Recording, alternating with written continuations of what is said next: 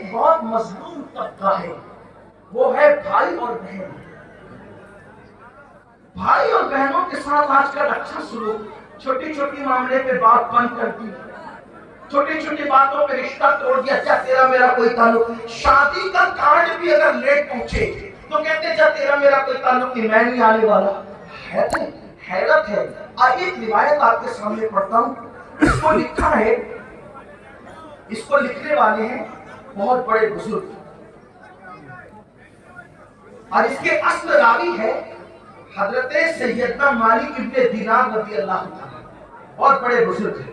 مالک بن دینار فرماتے ہیں کہ عجم سے ایک شخص مکہ المکرمہ آیا ہجرت کر کے، اور دھیان سے سننا، مائیں اور بہنیں تو وہ بھی سنیں، گھروں میں آواز جا رہی ہوگی تو وہ بھی سنیں۔ عجم سے ایک شخص ہجرت کر کے مکہ شریف آیا، اور اس کا عالم یہ تھا کہ وہ پوری رات کعبے کا طواف کرتا، تلاوت کرتا، عبادت کرتا، اور پھر دن کو روزے سے رہتا۔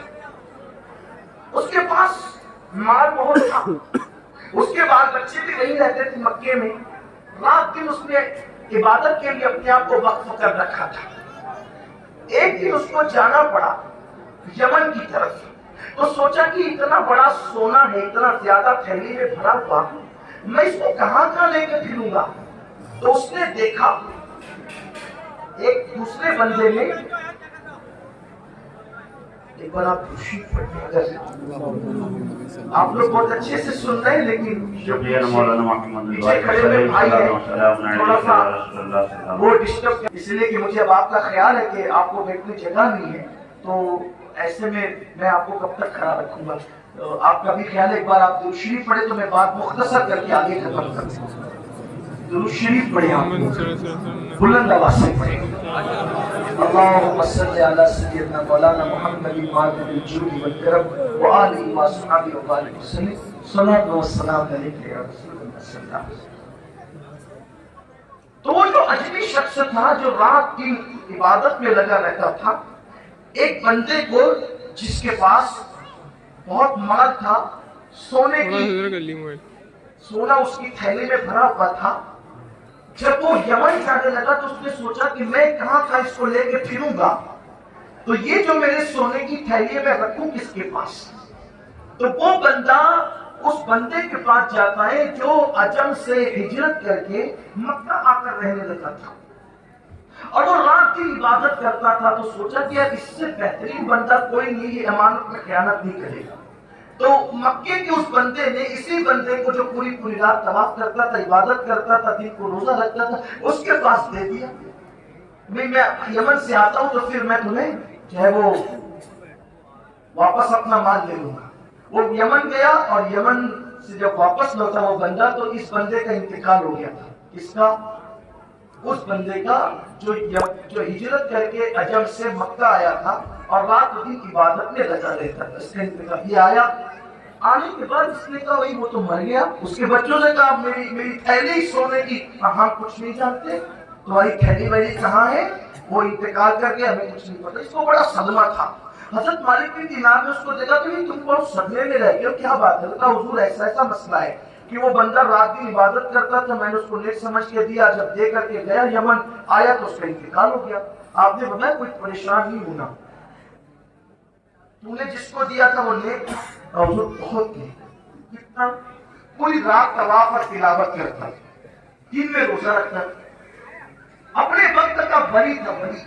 اچھا ٹھیک، جمعہ کے دن آدھی رات کے بعد تو مکہ شریف میں رہتا ہے، کعبے کے پاس جانا، اور جو ملتزم ہے نا چمٹنے کی جگہ کعبے کے دروازے کے پاس، وہاں کھڑے ہو کر کے اس کا نام لے کے پکارنا۔ اگر وہ جنتی ہوگا تو تجھے آواز دے گا، کیونکہ جمعہ کی شب میں نصف شب کے بعد اہل جنت کی روحیں وہاں آتی ہیں، تو اس سے بات کر لے گا اگر وہ جنتی ہے۔ یہ بندہ انتظار کرنے لگا شب جمعہ کا۔ اب شب جمعہ میں گیا، آواز بھی بہت آواز بھی، لیکن کوئی جواب نہیں ہے۔ صبح کو مالک بن دینار کے پاس وہ شخص ہے، حضور کوئی جواب نہیں ہے، آپ نے انا للہ پڑھی، انا للہ پڑھی، اور فرمایا کہ ٹھیک وہ نیک نہیں تھا.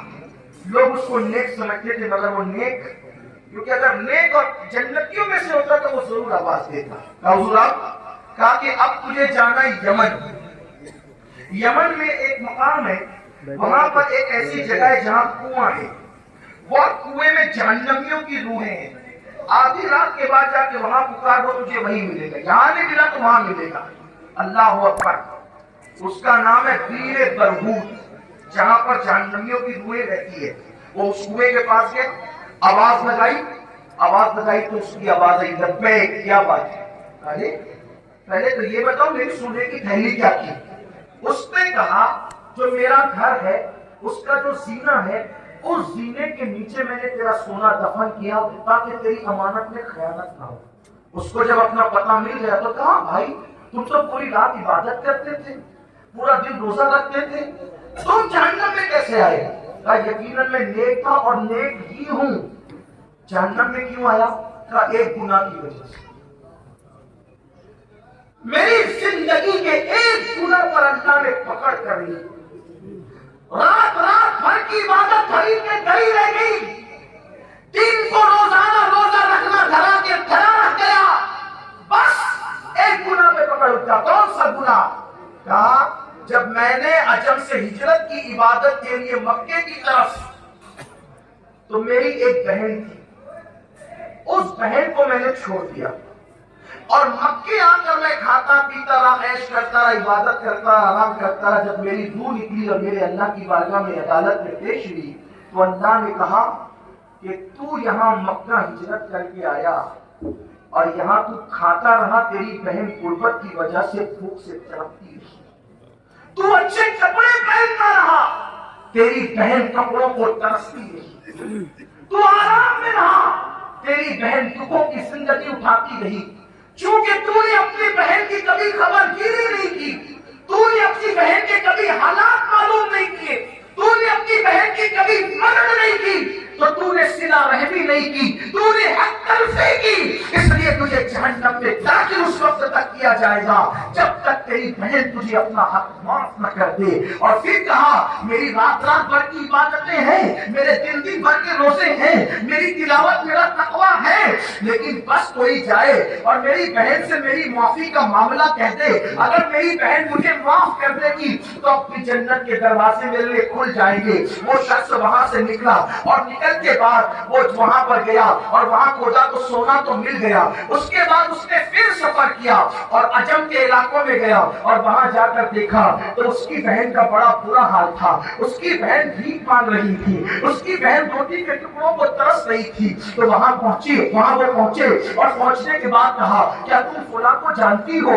اس نے کہا جانتی ہوں, میرا بھائی تھا لیکن کبھی میری خبر گیری نہیں کی. اللہ اکبر. میرے آقا علیہ السلام کے پیارے دیوانوں, اس وقت اس نے کہا اگر تم چاہو تو تمہارے بھائی کو تم معاف کر دو, میں تمہیں انعام دوں گا. اس نے ادھر معاف کیا. اس رات کو شخص سویا تو اس نے کہا اللہ اکبر. وہ کہتا ہے حضرت مالک بن دینار کو اس نے بیان کیا, اللہ اکبر. وہ سویا اور کیا دیکھا کہ وہ بندہ جنت کے باغوں میں ہے. پوچھا آپ تو جہنم میں تھے, اب جنت میں کیسے آئے؟ کہا میری بہن نے اپنا حق مجھے معاف کر دیا ہے اور وہ راضی ہو گئی ہے, اس کی برکت سے اللہ نے مجھے یہ مقام عطا فرما دیا. اب میں آپ سے پوچھنا چاہتا ہوں میرے بھائیوں, ہم مدرسوں میں چندہ دے رہے ہیں, ہم مسجدوں میں چندہ دے رہے ہیں, ہم اسکولوں میں چندہ دے رہے ہیں, ہم کہاں پیسے خرچے کر رہے ہیں, لیکن کبھی ہم نے سوچا کہ ہماری بہن کس حالت میں ہے, ہمارا بھائی کس حالت میں ہے, ہمارے رشتے دار کس حالت میں ہے. میں یہ نہیں کہتا کہ مدرسے نہ بناؤ, مسجد نہ بناؤ,